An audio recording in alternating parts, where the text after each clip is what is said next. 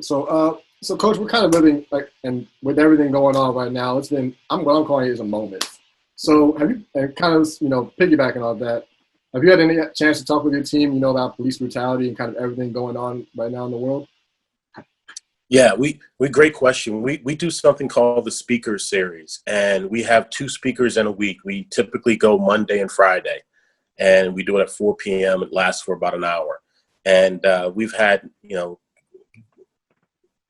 leaders and influencers and corporate 500 people. It's been, I think, an incredible opportunity. Nate Garvey, one of our fifth-year seniors, last night got offered a job from one of our speakers because when she wasn't talking, she was paying attention to all of our guys and found out that he was, noticed that he was really, really attentive and alert and paying attention, and his questions were on point. And she texted me after the conversation and said that she would love to hire Nate. So our speaker series has kind of crossed the gamut from talking about social justices, talking about sports and activism. We had Professor Lynn Elmore from Columbia University. A lot of people from the DMV will know Lynn as being a Rhodes Scholar and an All-American at the University of Maryland. Lynn came on and talked about sports and social activism. And it was right at the time where, all of this stuff was really igniting throughout the country. And to have somebody that has been studying this for 40 to 50 years or longer, and that can put it in perspective to our guys and actually myself that may have questions and thoughts or confusion, has been unbelievable to kind of hear from the experts and the leaders in their particular field. So can you also kind of, talk about the significance of coaching at Howard, with everything going on in the world? This is kind of the epicenter of everything going on. Can you kind of talk about that a little bit? Yeah, it's amazing. One of the things I from my mentors, Morgan Wooten, Tommy Amaker, Mike Bray, they consider themselves coaches, but they consider themselves teachers first. And one of the things that I've always done is adopted kind of that thought. Every day before practice, we read a quote. I read a quote and I ask our guys about the quote, and it can be on any topic. It can be on the mood of the team and some things that I may want to try to, subliminally throw at our team to start thinking about. So to be able to teach at a HBCU during this time and mold men and mentor men, which being, me being the men's basketball coach, is such an honor. And it's a real thrill to know that, I'm walking in the footsteps of giants, from, a Thurgood Marshall, a Sharon Pratt Kelly, an Andrew Young, David Dinkins. It can go down the list of wonderful, accomplished people who have attended Howard. And to be kind of teaching in those shadows for me, man, is really special and really unique. And this time has made, I think, has made me appreciate the value of HBCUs and Howard University even more. Well, coach, with everything going on in the world now, there has been, how can I say, there's been a movement going on where people are saying, how about you pull your kids out of D1 schools and put them in the HBCU schools? You have, kids, high profile recruits such as Josh Christopher, McCord Maker, and possibly the 15-year-old phenom, Mikey Williams, who said, he may attend a HBCU. How would that feel to have such a high profile, like a 5-star student, to attend a Howard, or maybe not even Howard, any other HBCU? How would that feel? Well, it's historical. One, it's groundbreaking, and it'll be exciting. With a decision like that, it's bigger than basketball, and that decision, I think, for a young man needs to be presented in a way that they understand that it's bigger than basketball. There's so many things socially, there's things economically.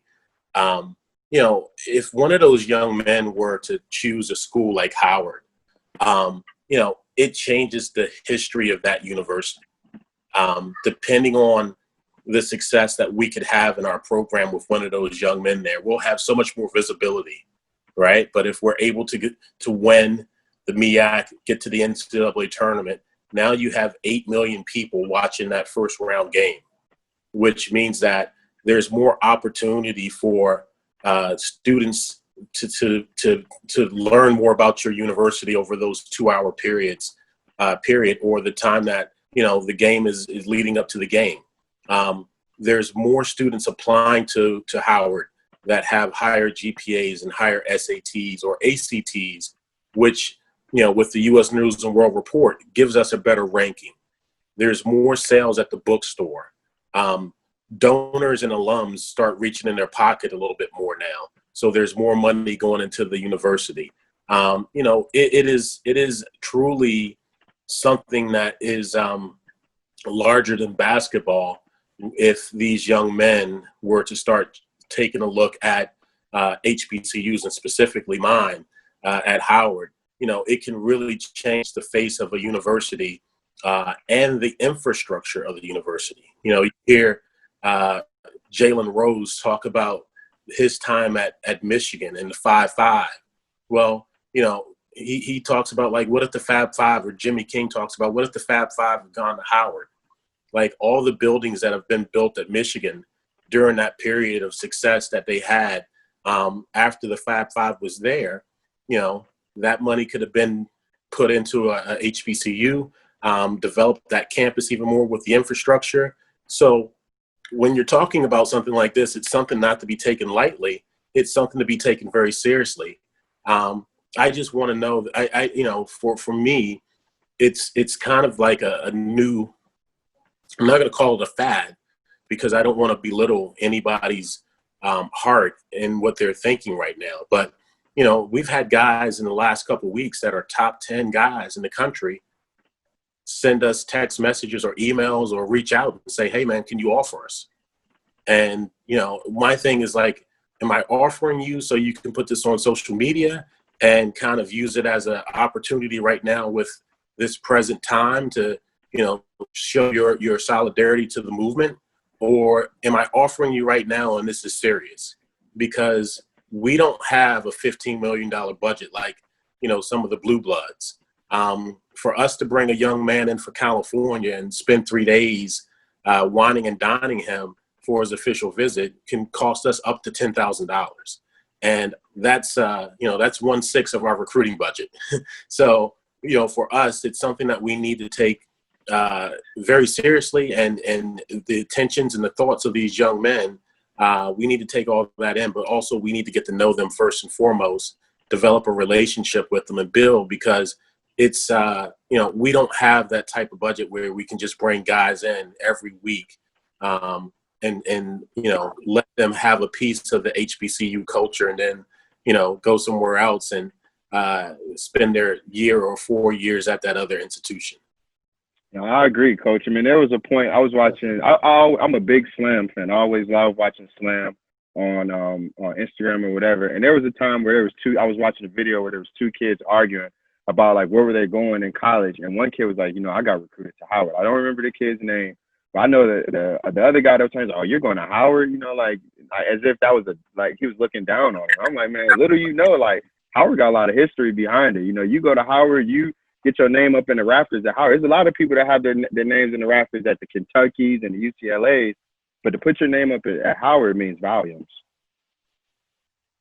It does mean volumes, and it's really important.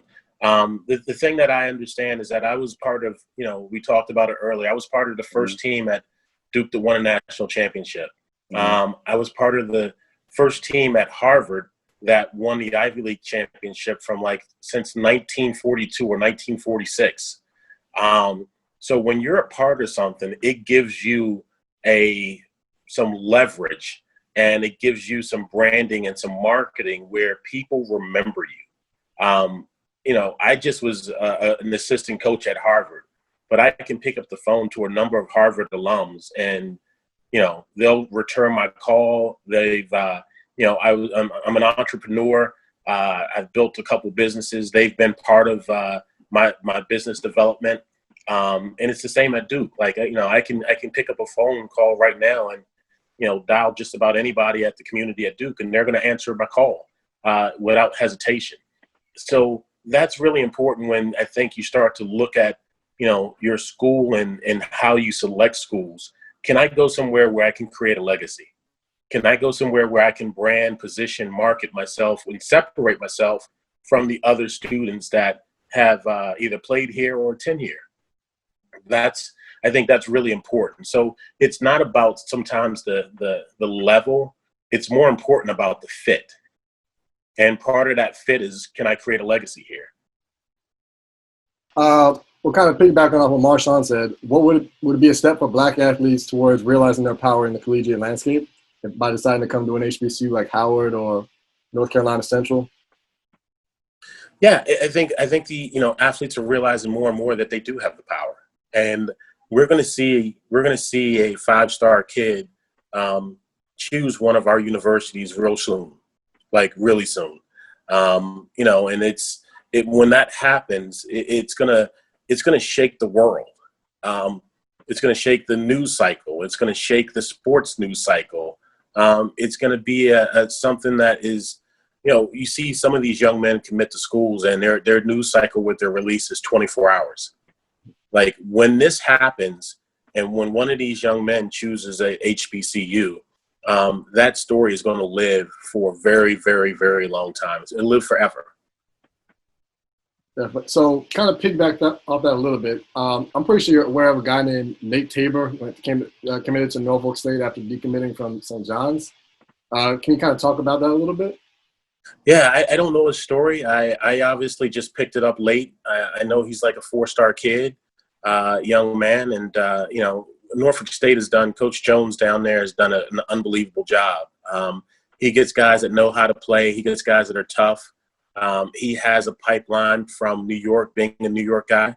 And, if this young man chose St. John's or had an opportunity to accept a scholarship at St. John's, and, coach there at St. John's knows what he's doing. He knows players, he knows talent. And, this young man that's going to go over to Norfolk State's probably a good player. So it's a great move for him. It's a great move for HBCUs. And, let's keep the cycle going. Definitely. All right, Coach. Well, I mean, as you're aware, lately in the MEAC, we've had a lot of teams leaving. We have Hampton. Hampton has left the past few years ago. North Carolina A&T actually will leave next year, and then I think Florida A&M, which is going to the SWAC, will be leaving around the same time. And then there's possibly rumblings of Bethune-Cookman possibly going to the SWAC as well. Can you talk a little bit about the future of the MEAC? Possibly where you see the MEAC going within the next few years? Well, it's such an important part of our fabric, right? And during these times, we understand, I think, the significance of it even more. So whatever we have to do to secure and keep the legacy of the MEAC intact, we should do, and it's been a place for us when, our student athletes, people of color, couldn't play at Power 5 conferences or PWIs. It was the only place that we could play. So there's a legacy and a history there that's really important. And, it's something I don't want to lose. Unfortunately, it comes down to economics with a lot of situations with teams leaving. Florida A&M and Bethune-Cookman are all the way down in Florida.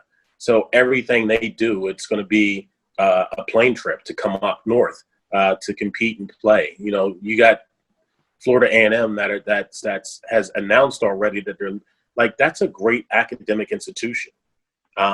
And to lose not even the athletic part of them in the conference, but to lose Florida A&M as a university is a big blow to the MEAC. So we have to do what we need to do on our end to preserve that legacy and that history.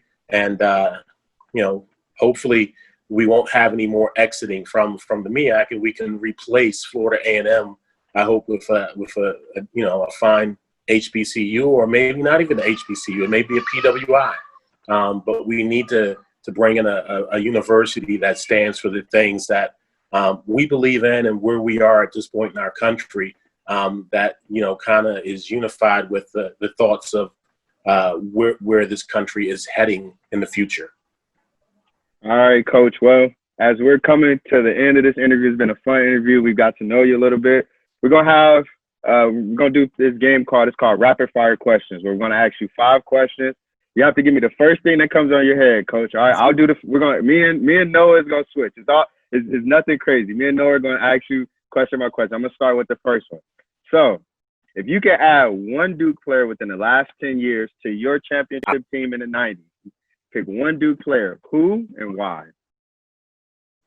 Wow. That may be the hardest question I've ever been asked in my life. In the last 10 years. Last 10 years. You got to pick one Duke player, Coach. I'd take Tyler Thornton. Give me my man Tyler Thornton or Quinn Cook. Okay. Let's keep it DMV. Sounds good. So, if not Duke, what other college was on your radar? My final 5 was Duke, Georgetown, Notre Dame, Maryland. Duke, Georgetown, Maryland, Notre Dame, and Georgia Tech. All right, Georgia Tech. All right. Yeah. Well, all right. Let's say hypothetically, you know, the NCAA says, you know, you're allowed one NBA player if you're choosing to add to Howard this year. Who would you choose and why?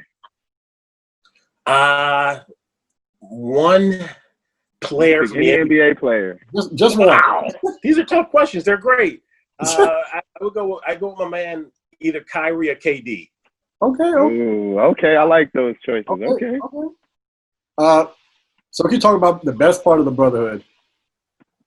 The best part of the Brotherhood is the Brotherhood.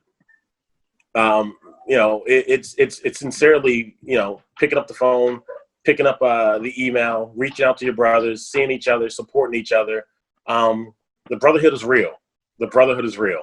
All right, and then last but not least, Coach, and then we're gonna let you get out of here. Can you give us some quick thoughts on two of my new young favorite players, Jason Tatum and the great Zion Williamson? Wow. Those guys are amazing. Zion is probably one of my favorite players to watch. And I saw him play at the Elite 24 when he might have been a rising junior. And at the time, he wasn't 6'8". He wasn't 6'8" and 280. He was more like 6'6", 6'5", and maybe around 225, 230. Still had a nice frame, but he was jumping from the free throw line then. I love watching Zion. And Jason Tatum, he's got a chance to be the goods. He's probably the guy that's next up, you know, in terms of being a guy that basketball players like watch and study and enjoy watching. You know, at 6'7", 6'8", he's a guy that can really do a whole lot. Come here for a second. You want to say hi? How you doing? How you doing? This is Naomi. This is my 3-year-old. Nice How to you meet you. doing, Naomi? All right, Coach. Well, you know, I mean, anytime you want to come on the Backyard Boys, you know, you're more than welcome. I mean, I'm not a Howard alum at all, but I feel like family just by coaching the team last year. You know, I mean, I'm excited to have you on the show. You know, I was a little nervous at first, but you know, you're here, and you know, you're family to the show at any time. Hey, anytime you guys need me, don't hesitate. Reach out. I'll be there. You got it. Thank you. Appreciate that, Coach. Thank you, Coach. I appreciate it, Coach.